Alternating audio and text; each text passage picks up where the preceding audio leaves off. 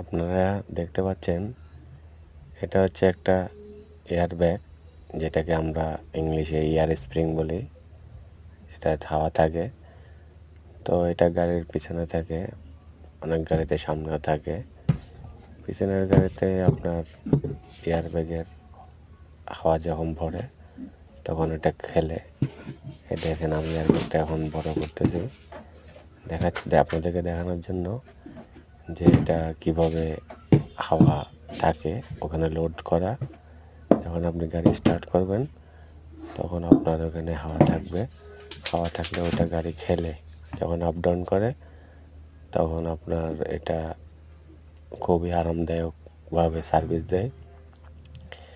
আপনার যে লোহার পাতগুলো আছে ওগুলো হচ্ছে এয়ার ব্যাগের গাড়িগুলোতে একটু আরামদায়ক বেশি।